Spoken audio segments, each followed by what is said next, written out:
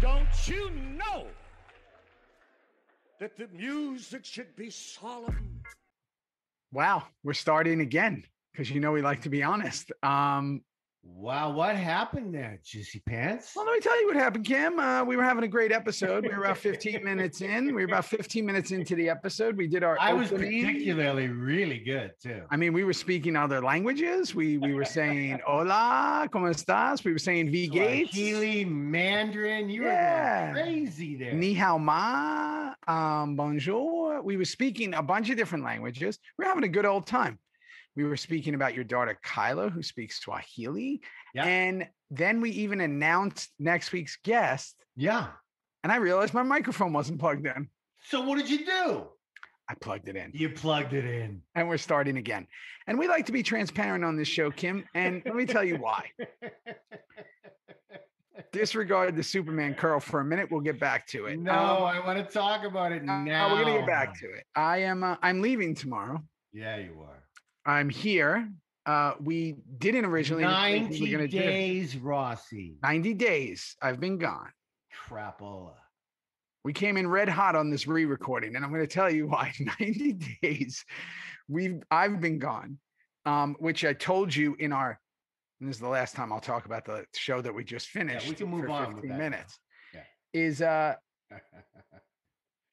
this will never happen again. It was the culmination of a global pandemic, me doing the television show. We did have one shutdown, so I was not allowed to leave. So after 90 days, tomorrow morning, 6 a.m., I'll be going back to see my family, which is really exciting.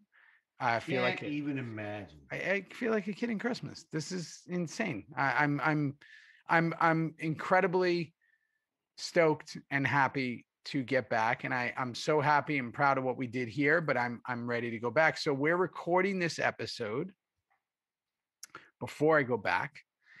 And this episode, Guan, which we'll get into. Oh, what does Guan mean? It's the Mandarin Chinese word for the judge. The judge, and it's a Mandarin Chinese word, which we were just speaking. Which is kind of amazing. Shishini. And we were doing that, and we'll get to that episode. But before we get to that episode, yes, next week, yes, we have not just the finale of season 2, not just the wrap up of the 3 seasons before we get to what we call our second chapter, which is seasons 4, 5, and 6. Final chapter being season 7. We have a guest on. We do. A lot of people's been talking about who that guest is. Yeah. You just actually spoke with that guest today. I did. So why don't you tell the Sam fam who the guest is? I will, Theo. Thank you. Thank you. One of the things I love about doing this show is, Rossi, when you put your 2 and 2 together and it adds up to 4 with who should our next guest be? Yeah. It made total sense to me when this gal got mentioned. Allie Walker. We are having Ms. June Stahl. Agent June Stahl to you. Agent, please. Yeah. June Stahl. Aka Allie Walker on for the next podcast. And as you just said, it's the finale of season 2. And because we've already reviewed all of season 3, there will be no better guest to have on to share some tales. And she can't wait. And I can't wait. And I know you can't wait. And the world can't wait. Dang it. We're having a gal on. Yeah. How much do we love Allie? And for my money, and I've said this, the best villain ever on Sons of Anarchy. Any other villain even comes on here, I'm going to say you don't stack up to June Stahl. She's the best.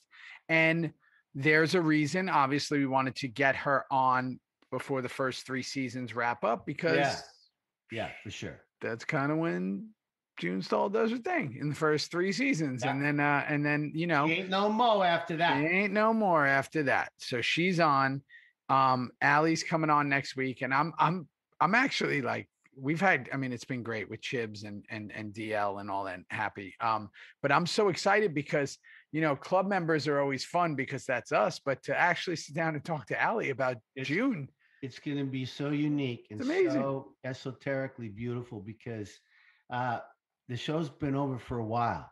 Yeah. And it's a show that none of us will ever forget. And to see Allie at the premiere of season 4, 5, 6, and 7, like we got to do, it's going to be so great to be able to talk to Allie about Agent June Stahl and about her and how she's doing in this crazy world. That's one of the beautiful bonuses of having guests on our show, which is exploding in all the right ways. So and I love that the way we do it, every so often. And we just spoke about before kind of our list of who we'll have on throughout, people we want to have on, and people we think that vibe with the show. So it's gonna be amazing.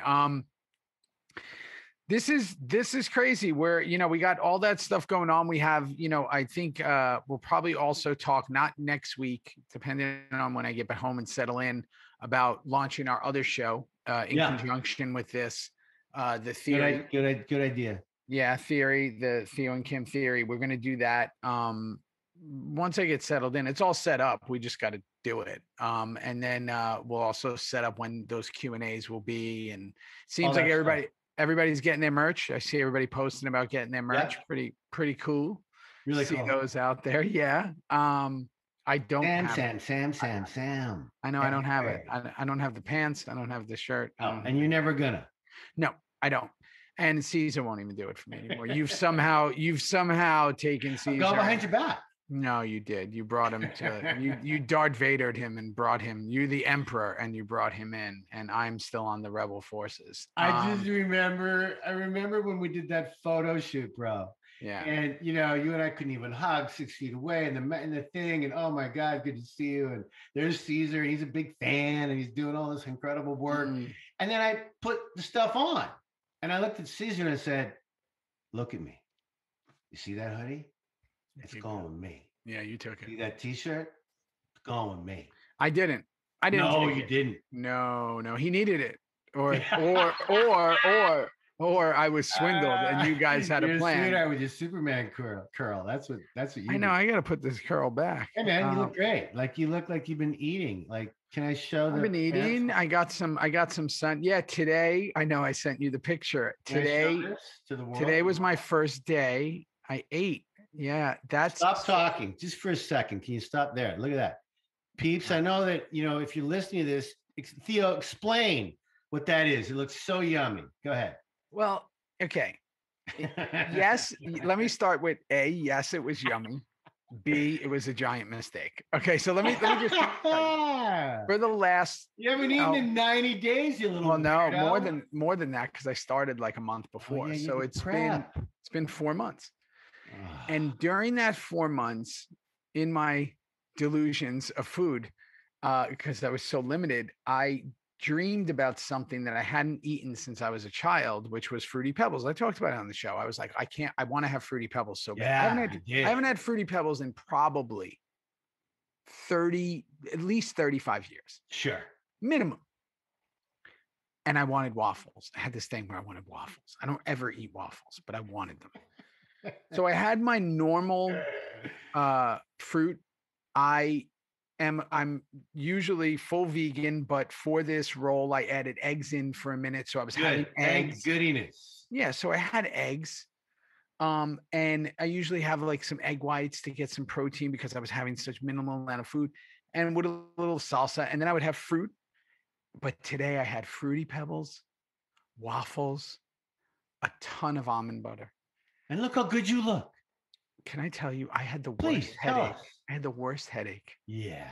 That I had to grab the chair. Did you pass out? No, I started getting sugar high. It was a sugar high. Strawberry fields forever on my head. And I went and I read really quick on Google. It was like, just go have some apple cider vinegar or something. So here I am chugging. You've done that before. You know how to. I do it every day.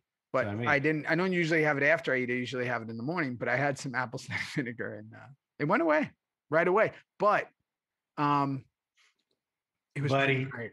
Buddy, welcome back. You have a smile on your face. It's a massive part for you. I was angry. Some last really week. cool people.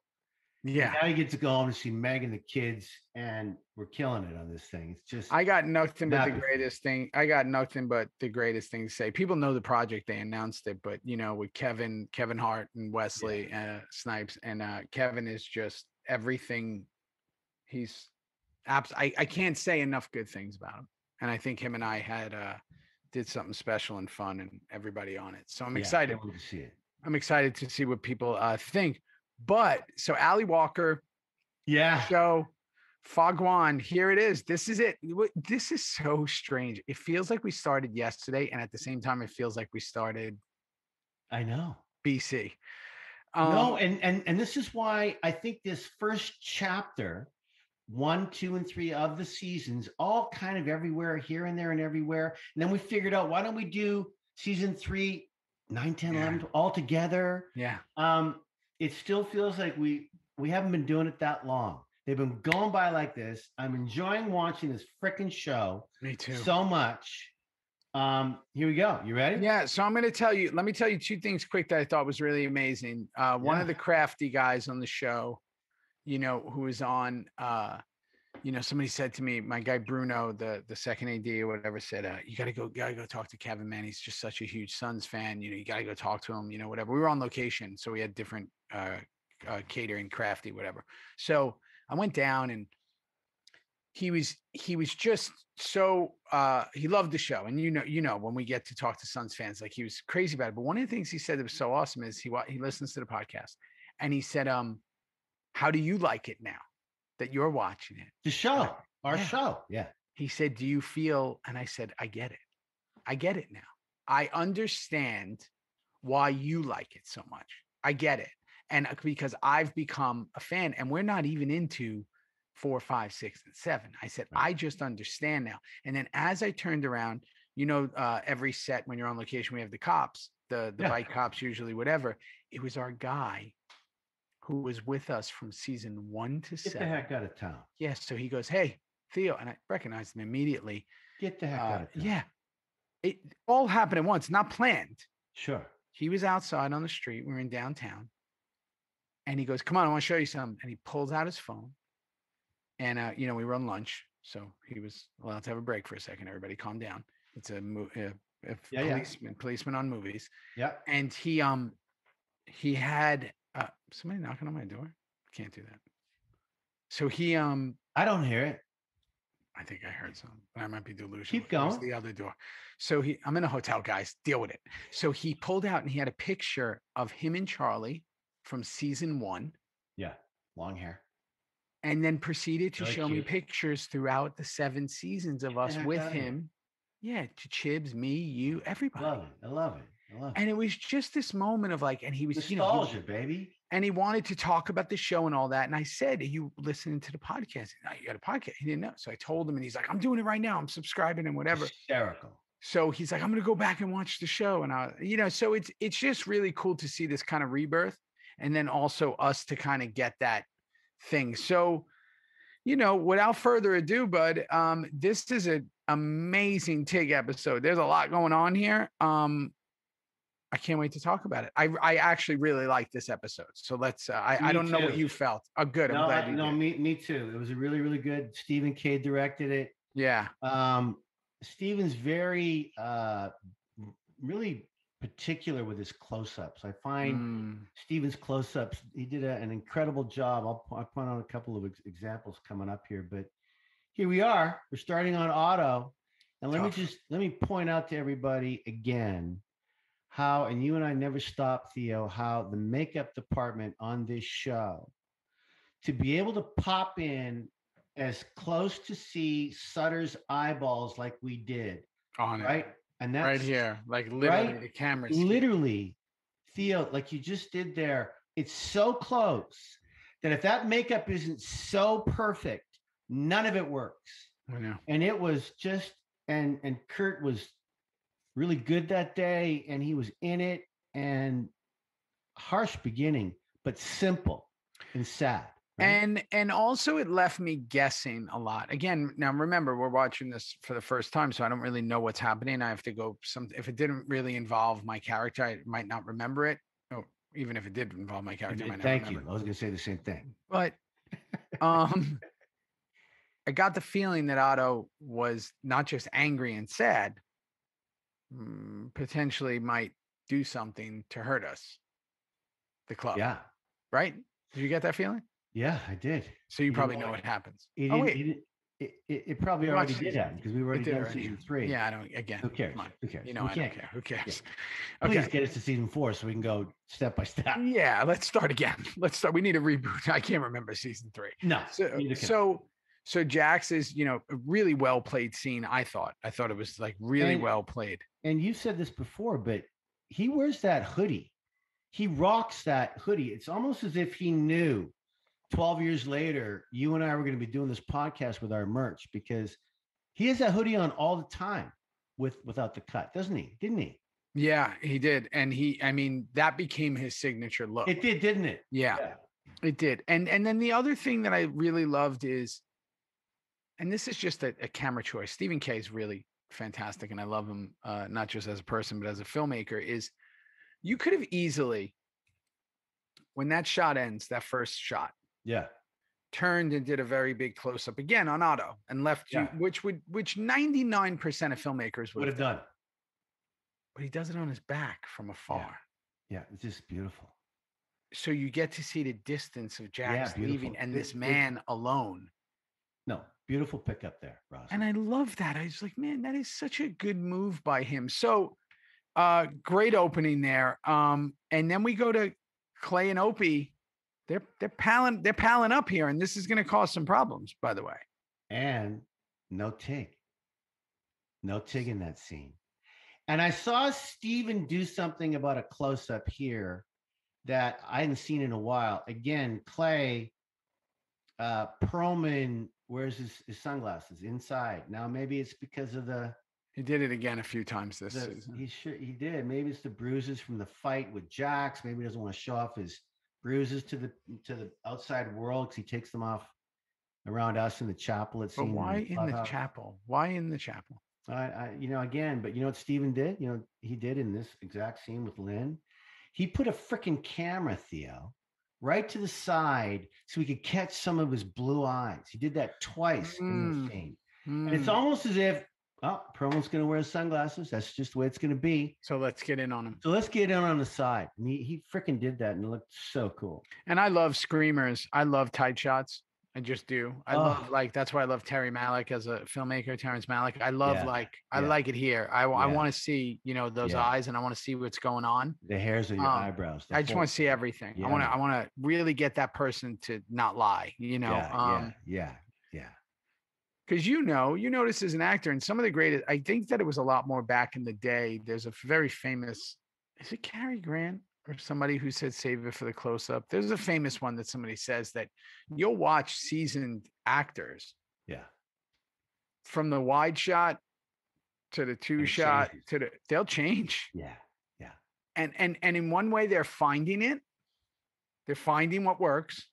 If you're lucky to have 5-6 takes per frame, whatever they're coming in on per lens, and then they'll change. But one thing that's for sure is they get stiller. Yeah. More still. Because you're in a smaller frame. So things get a lot stiller. Yeah. More still, I should say. More still. Yeah. More still, not stiller, not Ben Stiller. Ben Stiller. But I enjoy that so much because I love those screamers, because it makes people kind of keep it contained. In there. Yeah. So he did a lot of that. Lynn has some hairdo, I gotta tell you. He just has. Yeah, man. I mean, that's like some teeny bopper rock star from the 60s or something, it's like incredible. The Animals. It's incredible. He's got the bangs going on, and the whole thing. Whose so good. He's so good. So good. Whose choice was that? Henry Lynn with the boy band haircut.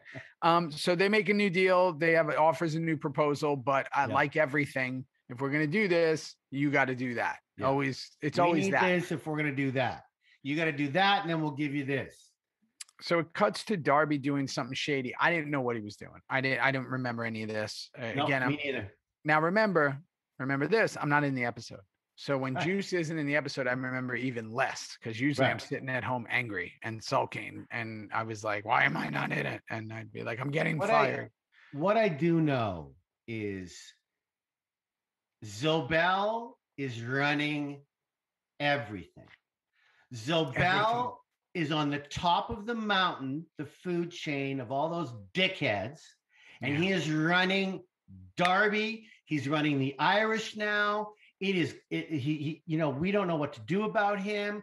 Jax and Clay are fighting. It's a shit show. Gemma's keeping that secret inside. It's all about ready to explode. He's 10 steps ahead. He's 10 steps ahead. Yeah. And everything he wants, the turmoil of the club. Yeah. He's winning all the time. And he's winning easily. I mean, Adam Arkin, he didn't even sweat. No. He's got this beautiful prose to say. He's in a cigar shop that isn't wrecked by Perlman creaming it up. It's all fixed up now. Yep. And he's running Hale. He's running the whole town. It's scary, actually. Well, because and the fact that he's playing it so calm. I mean, he played this character, again. Just beautiful. Just beautiful. Just very calm, very politician-y, very just very even, and like, you're going to do this and you're going to do that, and never really got upset. And the way he gets people is obviously his biggest weapon is his intellect. And that's incredible. Right. So after that, now we see that Darby was at this motel, and guests got the Cara girls. Yeah.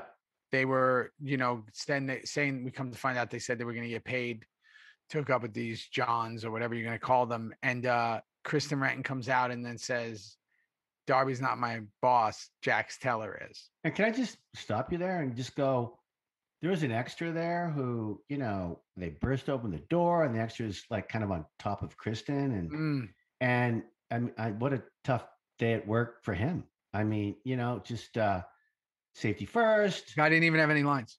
No lines. And here you are. And wow, what a day. But I got to tell you, as someone who used to do extra work to get my SAG card, which everybody knows about, and I've been in definitely, never as an extra. The only thing, I had to wear a cowboy hat when I was doing Sex and the City, and I didn't know anything. I didn't know. I would have given anything to see you little. I didn't. Yeah, when I did extra work on Sex and the City, I had a cowboy hat on and a tank top, and I didn't know anything about acting. And I was a kid from New York City, and I was so embarrassed that I was like trying to hide, not find the camera. I was trying to like not let the camera see me. But you don't really know what you're doing. They tell you, "Oh, you're going to be on this show," whatever. So this guy like got the job. Oh, you're going to do an extra. Oh, he's like, great. I'm going to get my voucher. I'll get some hours. Go towards my health insurance. And then he gets there. Yeah. Like, you're going to do this. And he's like, okay. That's uncomfortable. Let me go check myself in the bathroom. Like, he's a mess. So that scene happens. Bobby walking into Clubhouse eating the banana bread. Banana bread was like a third character, 20th character the first couple of years, correct? Yes. He did banana bread. He did meatloaf, then back to cookies, then banana bread, then banana bread. That was cooking storyline went out the window. Yeah, gone. Meatloaf's coming up, and banana bread. He's big in the banana bread for some reason. So Clay calls him right in, and this is really good writing too. They're really teeing it up for you thinking that we know Clay hates the porn business. He's an old dog. He doesn't see the light in it. The gun business is coming back. Sam Crow is tried and true on guns. We run guns. That's what we do. And he's basically telling Bobby, because Luann's Otto's, you forget. Yeah, Luann was a big character. She's also one of the main members, old ladies, as they call it. So Clay is not happy about any of this. And also Clay is freaking out, Theo. Freaking out. Booney's coming in with some banana bread. Can we put a little butter on the side? And delicious. Clay, no sunglasses on. We can see his eyes finally. He is freaking out. Can I just tell you how much I love banana bread? Yeah. Megan makes the best banana bread ever. I just talked to her this morning. I'm waiting for you. No, she definitely is going to. And sure. I'm going to get another sugar headache from it. I can't wait. It's so weird. I just had a moment about banana bread. But here's what happens. So Clay is done with porn. He's furious. Tig and Opie come in. You guys got the info on the judge. Okay, this has been building up for a little while. You do something here as Tig where you lash out at the president in front of everybody. Well, actually, I think it's right near the end when I do. And then remember when Clay goes, you guys can split. Yeah. And just me and him are together. Yeah. But you yelled. I did yell. I've had it. What do you mean? I'm like a prospect. I got to check the guns out. What's that about? What's that bullshit about? And I do something in there which I forgot that I had done. I said right to Clay. Tig says right to Clay, like, this is all about hurting Jax. What are you doing? Like, Tig is taking the side of Jackson for a second there. And I found that fascinating. I mean, not just there, you do it later too. Through the whole episode. And let's keep it 100. Clay's right. Clay's completely right. Tig has lost his way of the Tig way. He might not, it might be better for humanity, but he's lost his way. Oh, yeah. And again, we see witness to that later. And I think that this is the yin and yang, the fight that we got going here within Tig, and we're starting to see it. Yeah.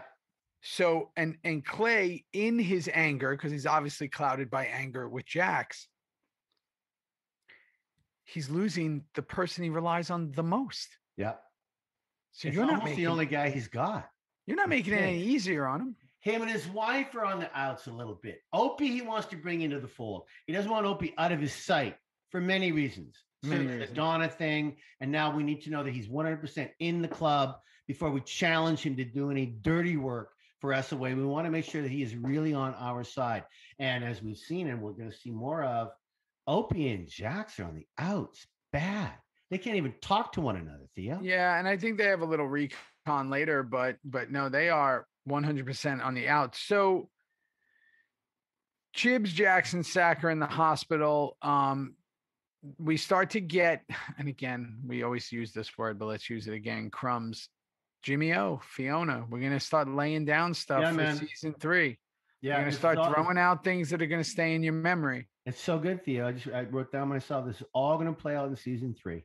It's all going to play out in season 3. We are dropping Fiona, Jimmy O, all the IRA, and Tommy. We found out how deep Tommy, the Scotsman, is in deep with the IRA. He's deep with this Irish and the whole Jimmy O thing. And now Jimmy O's with his former wife or current wife. I could never figure that out. Yeah. I don't think they're divorced. They're maybe just not together, just separated. Right. But he says something that's so great there because it makes you think on the next level. He goes, Jimmy O would never let her come stateside without him. Exactly. Which means he's there. Exactly. Which means that Zobel's meeting with him. Exactly. And again, a lesser fucking writer would have showed him in the episode, but he doesn't show him. Nope. He's just setting him up for later that this guy is around and he might be watching and he might be. So you're like, wait, who's this guy, Jimmy O? Are we going to see him later? You don't see him. Exactly. For a while. No, exactly. Amazing. So Unser tells Jax about the sting. Comes to the hospital and tells him about what happened. While they're having that discussion, he looks in the window and sees Gemma praying, which is like, he's never seen that before. No. Jax barges into that chapel in the hospital and goes, "Are you okay? What are you doing? Are you okay?" It would be like seeing Boone do gymnastics. He played soccer though, man. He was a semi-pro soccer player. He was a pretty great soccer player. But I'm talking about if he was doing like the rings. The rings. Like that. Just like that. Can you see Booney doing that? Seriously. I could actually. I mean, you know what? He's so strong, he probably could do it. He is strong. So he goes immediately, he's not even listening to this big thing about this thing. He just wants to go in and see why his mom is actually praying on her knees to, whatever. Yeah. So then Jax leaves and Unser tells her what's up. And now we're going to start building this. Well, we've already been building it, but really, I mean, this is a 7-year arc of Unser, Gemma and their friendship and everything that goes on. Dayton's great in that scene, by the way. I would love to know how many takes Dayton took to do the pass out scene, to do that. I'm going to faint. How many takes do you think he That might had have been back? real, and they added it in.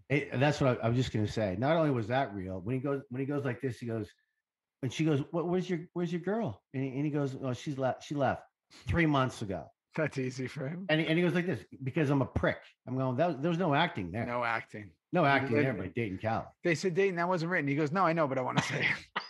I want to say it because I am.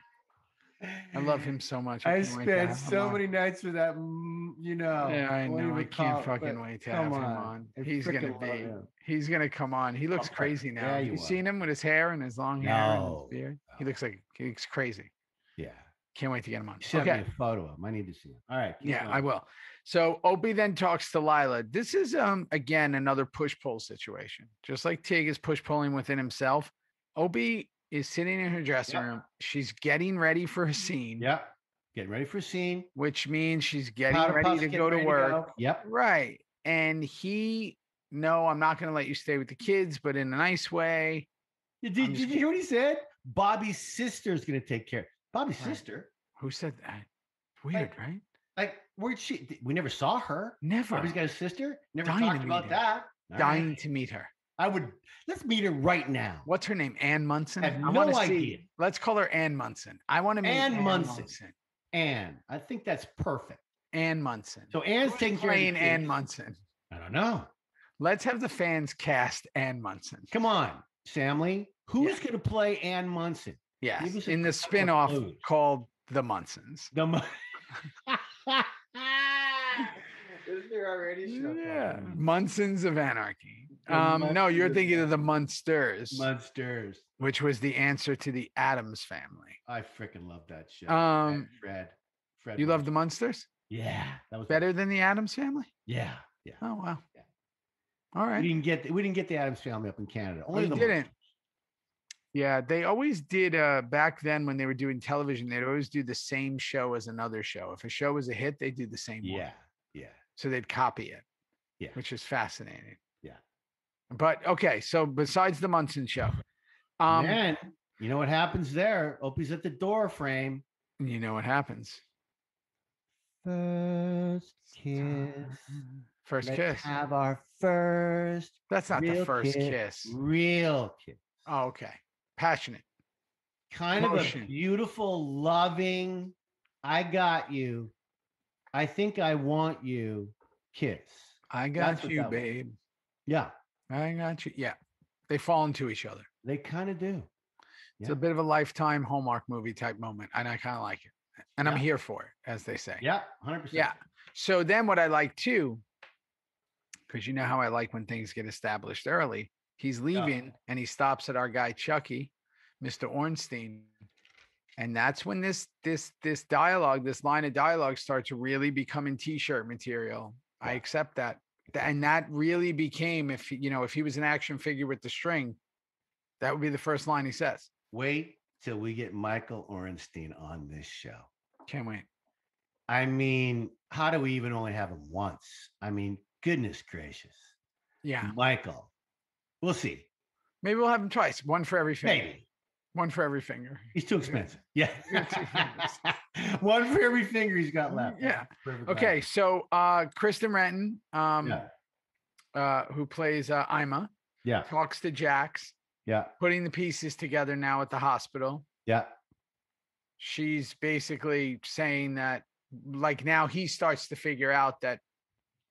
Shady something- business. There's shady business going on everywhere. But again, what's the narrative here? Wait, it's not Darby. It's not Georgie Caruso. It's someone else. Could be Zobel. Could be Clay. Yeah. It's someone else. So he's leading, all these little dialogues are leading Jax into what we're going to come to find out at the end. Hale talks to Zobel and Weston. So,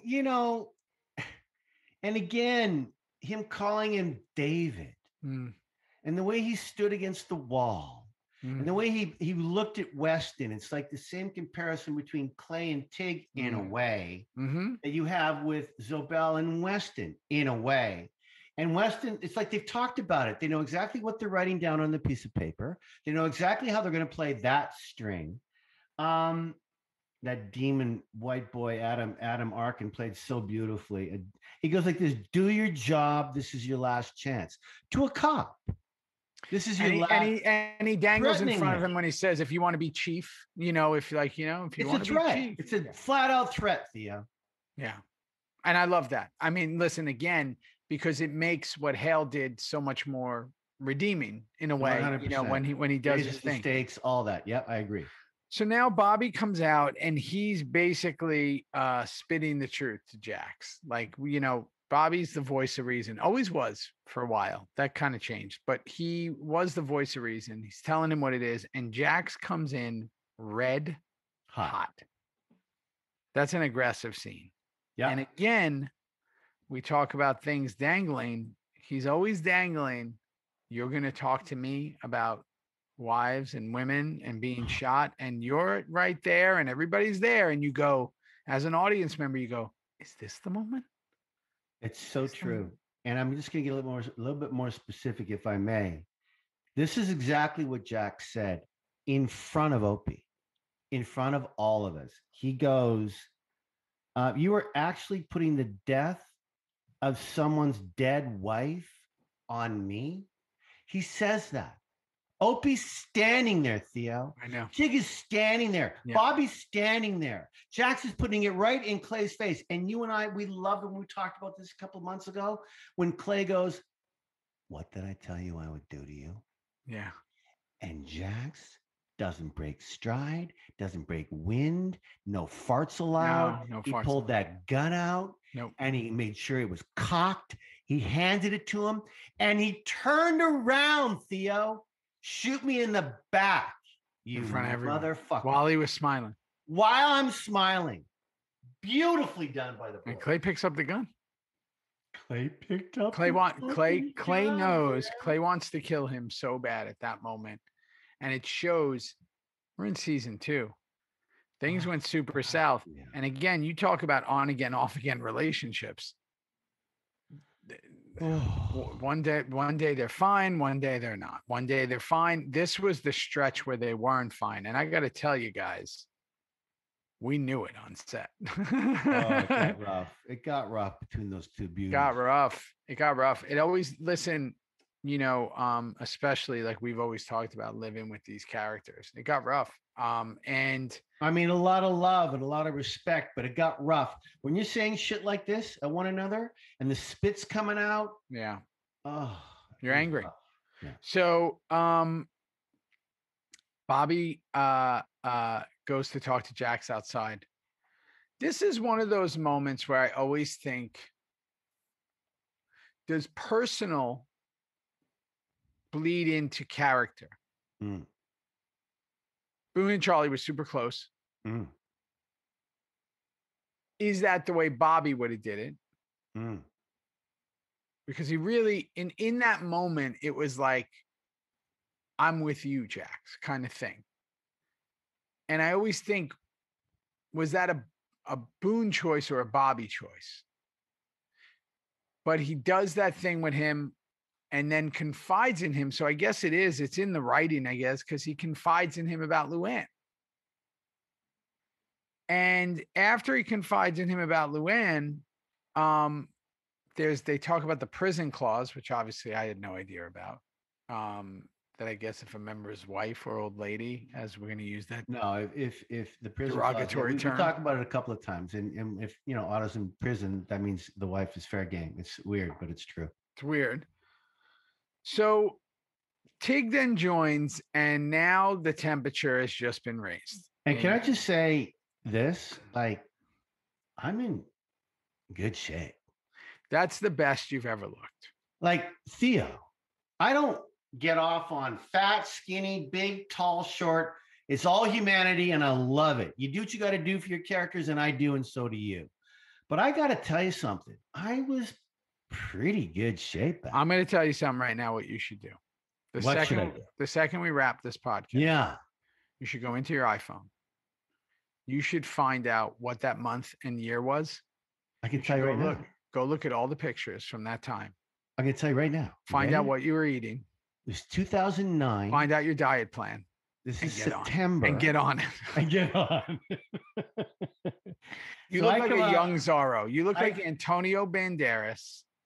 Listen, some of my most favorite scenes are with the sparks between me and Charlie. There was some beautiful truths and lies, and it was just some great times. And But you came out in my, let me tell you quick, because I want to hear it, is you, for me as an audience member, you came out like you were going to tell him something. Or at least there was going to be an understanding. Like if everybody wasn't there, I would have. I cannot believe that you just said that. Yeah. Can I tell you what happened? Please. What a fucking catch, dude. You're fishing salmon right now in Lake Ontario with that catch. This is the truth. Tig was coming outside. He wanted Bobby to get the fuck out of there. I want to talk to him, just him. And remember, Jax goes, no. What can stay in front of me, what you can say in front of me, can stay in front of. I changed the narrative. I talked to Sutter about this. I changed the narrative. I was going to talk about some personal shit with Jax, and I stopped it because Bobby was standing there. We got to that a couple more shows down the line when I opened up to Opie about the whole Donna thing, but I was going to get serious with him about something else. And all of a sudden, Bobby doesn't leave, and I make it out of the concern for Opie. That's what I said. It was total concern for Opie. And that's how, good catch, man. You were going to tell him. I wasn't going to tell him everything, but I was going to tell him something. That the line he's on from what he said in the chapel, don't tell me about killing what? I know. He knows. We both know. That's basically like, we I know. And then let's take the next level. Bobby knows something too. Bobby's smelling it as well, but I didn't want to open up in front of Bobby, just Jax. And it didn't happen that way. So we had to talk about something else. So Hale then comes in and does something surprising. He's giving the info to Clay. Clay's got the sunglasses on. It's I wear my sunglasses at night, so I can. Very Sandler. Yeah. And playing against he wants to play against the bigger devil. Yeah. Oh, good for you. Yeah, the greater devil. Yeah, that's what he said. So he's gonna give him the info. Yep. And he says, I'm gonna catch you the clean way, the right way. Yep. And basically, Clay, that's a shock to Clay, but also Clay still got to play it super cool, right? You can't admit you're a criminal, even if it's because you know that this guy, who knows, maybe he's setting him up. Maybe it's not real. Maybe it's whatever. That's exactly right. And also it's a reminder to the audience. It's an interesting reminder of who Hale really is. We've been led along this Zobel Club, Gemma's issues, the parting of Jax and Clay. Hale's kind of been on our side a little bit from hearing about what happened to Gemma through 100%. Unser.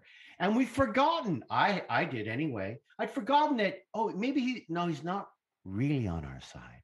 He's waiting for the right time. First of all, to take down the greater devil, which is Zobel, and then work his way to us. And don't forget about that. And Clay had to listen to that. So Jax is waiting in the van. Opie and Bobby roll out. Jax is there. He decides that he's going to pull a fast one on Clay. So again, let's not make it that Jax is innocent in all this. He's breaking a lot of club stuff. I mean, He says that they told Happy he's okay with it, which we find out is a lie. Total lie. And he's waiting there. Opie's not happy. Goes in the front. Opie's pissed. Yeah, he goes in the front seat. And Jax wants to be there because of what you said about Opie shouldn't be there. Okay. Correct. Clay figures it all out. Yeah, he does. I have a question. Yeah. He basically says to Happy, go round up the nomads. Yeah. Where do these nomads hang out? Obviously, they're not in Stockton. Obviously, they're not in Northern California because they were there like that. You know what? They probably came down to watch a movie. It was a brand new movie and only opening in Oakland. Got it. 2:00 that afternoon. Yeah. That's it. Yeah. What was it? 2009. So they might have saw what movie were they saying? Maybe the first, second Iron Man. I don't know what year is this. So you know every movie that was ever made. I don't know. I do not, but I can't get the years on them. Only certain old ones. So let me ask you this: the nomads just show up. Like that. Okay. Clay figures it out. Now, I have another question because I like to maybe figure out why something's done a certain way. He has to round these guys up who are seeing Iron Man at the local theater. Yeah, that's what they were doing. There aren't Jackson, everybody's in the van going to see the judge. That's right. With you. Well, you're going to meet them there. I guess I'm going to meet them there because I wasn't in the van. Who were the nomads going to ransack in the hotel? I got a little lost. The nomads were called by Clay. Remember that note that Hale gave to Clay in the chapel? On that note was an address given to Hale by Zobel of where Darby's crank is getting made. So if you want to hit back at Darby, this is the address to go do it. So Clay went to that little trailer park that DL ends up blowing up to go do harm to Darby. But who's the guy in the hotel room? What hotel room? That the nomads kick in. That all has to do with Darby. They're not going to the judge. Wouldn't he be mad about the judge? Hang on a second. Hotel room. DL busts into the hotel room and grabs the guy. Is that when Halfsack gets in that fist fight? What I'm saying is, wouldn't he be mad? Happy isn't allowed to go to the judges. That's his original plan, was to go to the judge, right? Yeah. Okay. So wouldn't you think when he says round up the nomads that we're going to get Happy and we're going to go to where the judge is? Like, wouldn't he be mad and want to go there? Well, again, that was just a trick. A bait and switch. It was a bait and switch. We think that's what they're going to go, where they're going to go, but Perlman doesn't do that. Clay doesn't do that. He goes somewhere else with DL and the nomads, right? That's where they ended up going, somewhere else. Okay. So Gemma heads to the hospital, has a quick talk with Tara. Basically that they're talking about the Chibs thing. That's this little storyline that they keep pouring in, that he might get dismissed from the hospital and all that. Yeah. We don't need to spend too much time there. SOA rolls up in the Darby crank operation. I don't know much about cooking crank, but and I haven't watched Breaking Bad. I thought it was supposed to be in the middle of nowhere, right? Because it's really dangerous. It could explode all the time. It can explode all the time. Right. So they're cooking crank in this old place. It's an old trailer. It was a trailer. An old trailer. They blow it up. Right. I got to tell you, very dangerous. Well, Theo, thanks for saying that. I wrote down, wait a minute. Like I didn't rewind it and look and look and look. I didn't press pause or anything in that moment, but was that DL who threw the Molotov cocktail and then it blew up by them doing, boom, boom, 3 seconds after? It sure looked like DL. It did. And I got to tell you, that's not CGI. That was real. No, that was real. They blew that little fucker right up. So I should ask DL about that. We hadn't seen this. Yeah, that was really dangerous. That fire was like very close there. Our boys were so good. Our CGI and our explosive team, they were so good, and they got better every year. You don't even want to say that because you better be good right off the top. But that sure looked like our boy DL, and it sure looked like he threw that thing in there, and it went kaboom. I was on a show many moons ago, and I can't even remember which one it was. It was one of those guest stars I did, and there was a big explosion in a building. And, the stunt guy was up there, and then the whole thing set up, and he had to jump out of the building when it blows, right? So it's like one guy jumps. Oh, boy. And another guy jumps. And they pulled it early. Oh, boy. And he got smoked. He was in the hospital for a long time. Thank God he's fine now. But he was out of commission for a long time. And it's like harsh. Those things are super real. We've been around a lot of explosions in our day. Oh, please. Black Hawk Down. I still can't hear one of my ears because of it. But it's all right. Those are booming, those things. All the time. And you got to be careful you don't get caught watching. Yeah. You got to get on the move if you're going to be in it. Even if you're, usually the stunt guys are the close ones, but you got to be on the move. I can't imagine Black Hawk Down. I remember Ridley Scott. There was a scene with Billy Fichtner and myself and Tommy Sizemore and Jason Isaacs where we're by this 5-ton truck, and the direction was that Tommy Sizemore's character should never respond to any any RPGs going off, any explosions going off. Yeah, it's one of my favorite parts about his character. He never ducks. He just never reacted. I loved it. And if you relook at that movie, the scene I'm talking about, all of us boys, like we didn't duck for cover, but Sizemore does nothing. And it was real, man. And we were all just like, what the? It's getting close. So, and he never, I mean, that's part of his character in that scene. I'll never forget.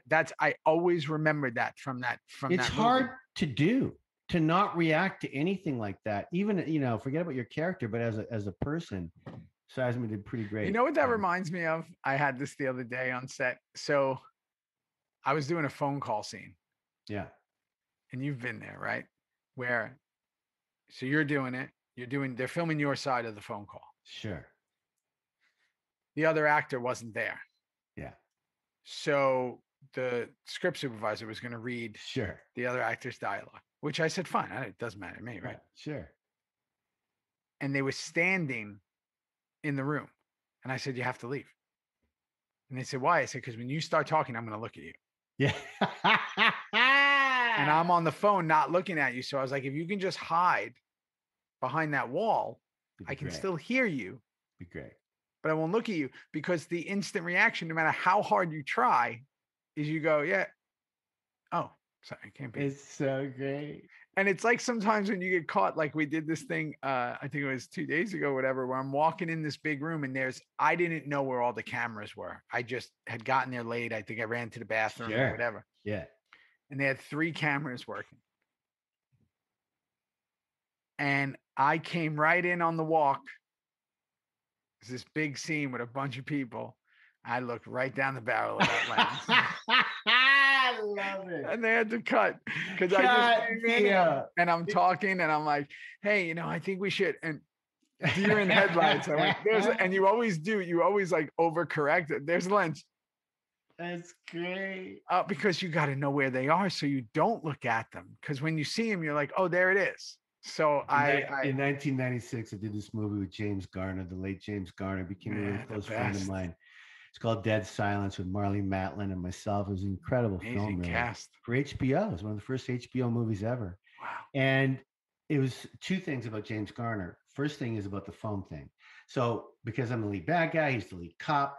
Everything was being negotiated over the phone. So James was never there when I did mine, and I was never there when he did his. We did exactly what you said. Yeah. But Garner insisted that I do mine first because I had lived so much.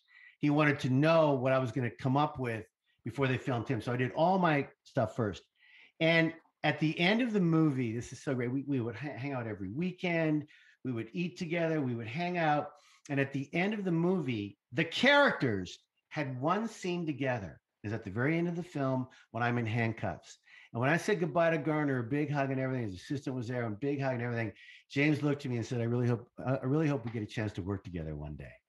I mean, think about that. We spent a whole 2 months together. Amazing. But we had nothing but phone calls. He said, I really hope I get a chance. So you never were really working with him. Yeah, that was fun. And it's a totally different thing. It's just a totally different skill set that you're not, you hope the person's there. So, but it just doesn't work like that. It's called like, what is it? Acting off the box. Like, when you have to act off the monitor. Yeah.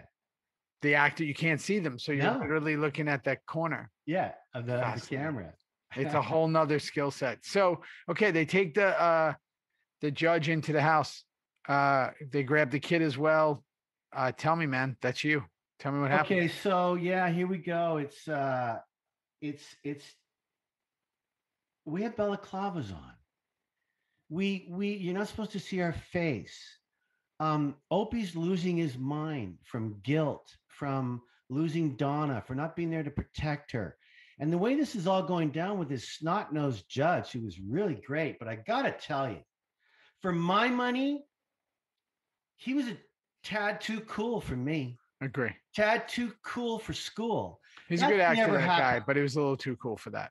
Just too, if you're going to say the lines you're saying about, blow my son's brain, that's fine, but that's never happened to him before, a home invasion like that. 3 guys, guns coming tied out, up, shooting his 4 guys. 4 guys, like, come on. You gotta, it's like when I've said the story, and when you play Macbeth and you turn into a king, you can't suddenly play a king. It's how all the other people treat you. So that guy for me was great, but show the fear a little bit more. I would have liked that scene was kooky because you had Tig again, small moment where he can't do anything. Jack's, yeah, and I got to tell you, but just to go into, I mean, kudos to you, but man, when you got to do a scene where you're again having an emotional moment as Tig and I can't see you, yeah, like why not just? And again, I know we're always short for time when we're doing the show, but why not? No, it was a bad concept. It was. Why not have him walk into the hall? Tig like walks into the hall. Jax goes, "What are you doing?" And then the second he gets in there, he's like, "I can't do it. I can't do it." Right? Like pulls up the tube, whatever the baklava. He pulls it up. Can't do it. So now I get to see your face, and you see Jax go, "Calm down, calm down." But to do it with all the stuff on, you lose the moment. Yeah, we lose the moment, and it only became really, really real. And it's funny how it worked when Jax and Opie go outside. That's right. What did they say? Oh, it's like, I'm all right. I'm all right. I know. 10 seconds of no dialogue, having a smoke. That meant so much to me as a viewer watching because we could see their face. No dialogue was needed. It was just the two boys going, I'm all right. I know. And then they didn't talk for 10 seconds while they had a smoke. It was beautifully done there. It was rough inside that house with those face mask balaclavas on. It didn't resonate as strongly as I think it could have. I agree. So we go to Chibs. He's in pain in the hospital, feeling set up. I'm feeling a setup coming. I forgot that was a ploy. I knew it. I felt it. I smelled the ploy. I was like, what? He just went to critical. I didn't see it coming. I couldn't remember that at all. You didn't see it coming. I felt it. Okay. So good for you. No, I didn't see it. I even wrote here, I go, feeling a setup coming. Be ready. So he's going to move back to critical. Tara kind of gives him the pat that she makes sure he has to stay. Darby goes to Zobel for answers. Darby goes to Zobel for answers. And Zobel's like a fiddle, just like a fiddle. I just love his vocabulary. And this is the first time that they actually addressed it because Darby's an idiot. We know that. Yeah. And this is the first time they really worked it into the script the way he speaks. Cause it was like, you knew this as a viewer, but now we're going to work it into when he's like, interesting. It means retribution. It means, do you want to get back in it? Like, it's just great. Right. So sends Darby to hurt them. It's going to burn down Cara. Again, we're going to find out in a little while. Always thinking steps ahead, right? They go right to this burning of it. Chucky lives in there. They set up Darby, and basically they're going to kill two birds in one stone, for lack of a better word. Not a big fan of that. There's no reason to kill the birds. And especially you're not going to kill two birds in one stone. You don't like that terminology. No, I don't. It would be ridiculous. So let's say they're going to hit two soda bottles with their BB gun. Okay. Yeah, no, that's better. All right. They're going to take out 2 for 1. They're going to get a 2 for 1. Yeah, 2 for 1. 2 for 1. Okay. I remember this and I didn't remember this. Does Chucky know? Did he hear them? What do you mean, did he hear them? Of course he heard them. He knows it's not Clay. Well, I think so. He looked through the window and then he scampers to hide when he knows they're going to start blowing the place up. He gets on his phone with his little digits. And they cut the phone. They cut the line. They cut the yeah. So they set up Darby. They're going to tie him up. They're going to leave him there. That's all we see. We don't see the aftermath of it right now. Not in this episode. No. Later. Tig, now somehow we skipped right over this plot point, but we come back to, you got these letters over the fire. Yeah. Listen, I'm going to lean back for this. When I read the script and I read what was going on, pull your mic closer. I can't hear you. Yeah, when I read the script and I read what was going to happen and all that shit, I went, well, okay, how are we going to make this believable? We've blown up his son's foot. We put a gun in his mouth, and Opie goes, open it, open it, open it. And now all of a sudden, Shot up the floor, shot up the hardwood. Shut up the hardware. I mean, how anyone's not heard it already, I don't know. And all of a sudden, I'm going to go upstairs and go through his room to find love letters of a wife that he's kept and now he's going to cry over. I'm sorry. I'm out. Yeah, me too. I didn't see that coming. I thought there was a better way to do that. You know, for me, what would have been better? This is what, and we wouldn't have even had to have gone into it that much. Have the son reveal something about him. Either the son says something, or even better, son and dad don't get along. They don't get along. And in a moment of reflection or a moment of, I can do better as a father, to see Opie see something like that before he splits. I don't know, man. It's like the dad needed to be more scared and wanted to save his freaking son somehow to give the sons what they wanted, which is to not talk about that case, rather than this finding the love letters. I never really bought that, really. Yeah, I didn't either. I would have, in my mind, I was like, maybe the son says, oh yeah, dad, you don't care. You don't care if I die. Well, what if I tell people this? And like, what? You know, and then there's something, or you kept those letters for all these years. You never cared about me. You cared about mom only. You care about those letters. You care about those letters more than me. Yeah, something. Oh, okay. What letters? Yeah, that's right. Whatever. I'm not a writer. Morning after, everyone's heading. I know that's true. Morning after, with everyone heading back. Again, Jackson will be leaving. Can I stop you there? Yeah. I got to stop you. Yeah. The lighting was so beautiful. So beautiful. And I have that was one of those, and you've had a million of them on this show, probably more than me. That was Twilight. Shooting either early morning or late night, that witching hour, we call it, that beautiful, before it gets dark, it's sun setting. It's called something too. Magic time, we call it. Magic hour. It's called the magic hour. And looks gorgeous. Was stunning. And me and Bobby walking up to Clay, and then the boys pulling up and getting the fuck out of there on their bikes. I don't know, man. Well, I'll tell you what took the beauty out of it for me, because I'm a sucker for the details. Both Jackson and Opie didn't have their sunglasses on. Yeah, what the hell is up with that, man? You got to wear your clears, even if there's no sun. Like, something's got to happen. I can't wait for Fam Crow to pick a spot when I didn't have eyewear on. Never happened. You have to. Never happened. I did it. I remember once we were doing something. It's like a promo or something. And one of the photographers said there, and the picture's out there because I signed it at Comic-Cons, and it's me with a helmet on a bike. I think it was for like season 4. The guy said, please don't wear your glasses. No, we did, bro. And we didn't wear them. No, you know what that was? That was for that season where we had the big pictures of Ron, Katie, and Maggie on that 4. Wall. And you and me and Jack, and we're zipping along on our bikes, almost in slow-mo. Yeah. And they said, don't wear your glasses. Don't wear your glasses. Yeah, I get angry every time I sign that picture, because I go, this looks so silly. I have the little helmet on and no glasses.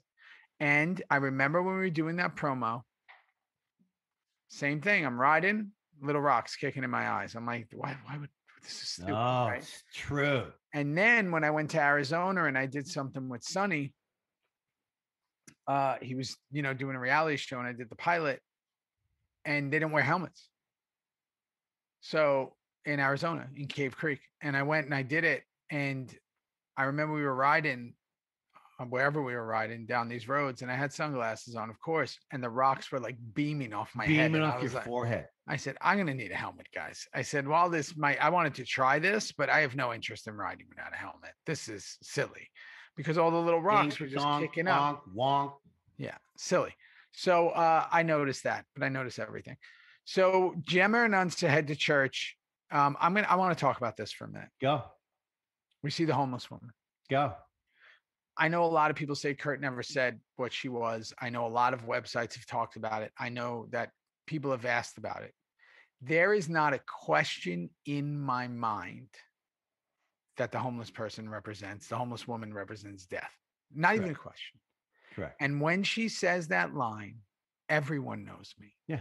Correct. Because everyone knows death. Because death Correct. is the only. And if they don't know guarantee. it, they're gonna know it because They're we're all gonna gonna know. die. It's the only guarantee on In this life. planet.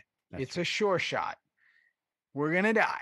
I just And- love that. I love that scene. I Love love Gemma that scene. spotting her. I love her going into the church. And I forgot, Theo, when I saw this episode, that if when Gemma looked over, I didn't know if the angel of death was still going to be there. Oh, I love that she's there. I love that she And was there. she's too. smiling at her. Yeah, man. You're Enjoy gonna life die. right now because you're gonna die. You're gonna die. Yeah. And all again, just go through the Sam fam, go through all the people on the show who have met her. Right. Everyone that met her has died. Look at Unser. Look at Unser grabbing Gemma's hand. I met her in That the alley. incredible music, Jax the has met her. gospel. Everybody who's met her Yeah. died. Tig Yeah. never met her. Never met her. Think about that. She's never been in a scene with Tig. No. So I love that. I think that was one of my favorite things. We go into the revival music. We're in full swing now. It's Yeah. the montage. Everyone's heading home. Of course, they got to throw the ass shot in. We got the butt shot. Every show needs a shot like that, Theo. Need a Don't butt fight shot. it. Need a butt shot. Every show needs a butt shot like that. Big hour That's just such tattoo a on the great back. shot. Got to do an hour of tattoo work on the back. Yeah, Just for that just scene. for the butt shot. Hope And how that about this- those kids of Opie's looking up at Dad when Dad kisses Winter? He lays it on her. Huh? He lays it on her in He front of lays it them. on He ain't hiding and- anymore. his beautiful little daughter and little son were looking. No. Whoa. Here he is in Sizzler Steakhouse laying it on her. He doesn't care. It's happening. And Really then runny eggs. Yeah. Yeah, really. Gemma's getting emotional. Jax gets the message about Cara. He goes there. Boom. And assumes it's chakalaka. Clay. And assumes it's Clay. And his last words were, The Nomads "I'm going nomad." to go see Iron Man. Yeah. Yeah. Get the Iron Man guys. Get them. He 'cause I'm wants to going go. with you. He wants to go get movie tickets and Yeah. hang out with the And hang Nomads on with the- yeah. Exactly. because that's what they do. But that would have had to been the 5 o'clock show, not the 2 o'clock show. He's because going again you with missed them. that. They're doing a double Yeah. feature. A double feature. Yes, Who cares? I know. Who cares? But I got to tell you, this was the beginning. Do you remember? And maybe it was me. Do you remember after this, the word nomad became like part of every scene in every episode? Every after this scene in for a long every time? episode. Like I would go home at night and go, stop thinking of the word nomad. Like it's like all we're True. talking That's about a is, great word. is he going nomad? He's going Yeah, nomad. nomad. Is he going Oh, nomad? nomad. He's going nomad. I'm going nomad. I'm going nomad. And I used to walk on set. People go, what are you doing? I go, I'm going nomad. No, man. I'm going nomad. Am I And going we're all nomad? going nomad. Remember wondering, am I going? Am I going I'm nomad? I going. can't. I'm I going. can't I'm definitely pull the going. trigger anymore. So if you're listening to this, God, go, that was fun. go That was a nomad. Fun day. Go nomad. Yeah. And you know what? I like that we started and stopped. You know what I also like? Full transparency. No, that's the name of our show. That Full is- transparency. That's going to be the name of the final episode. Full transparency. Allie Walker next week, son. Allie Walker next week. Get ready. Agent June Stahl. I have a lot of So questions. excited. I have a lot of acting questions for her. I have a lot of style She's questions. ready for you. She told me on the Can't phone. She's wait. ready for you. I can't wait. I'm so excited that she's on. And You who know what I'm knows excited about? You're going home. that I'll be in Austin. You're going Who home. knows what my hair's gonna look like? This one curl has been driving me nuts. No, the leave whole that show. curl, Superman. Leave it. It's a I know. beautiful Superman. I've been curl. keeping I it love back. I love you, buddy. I love you, buddy. Would you I'm please gonna hug go. Megan and the boys for me, and I can't wait. I can't wait to see you there. Hey, Kane. Not Kane. Kim. Yeah. I'm calling you my son's name already because I'm thinking about going home. Listen, I'm gonna send you a picture of the banana bread that I'm gonna yeah, eat. do it.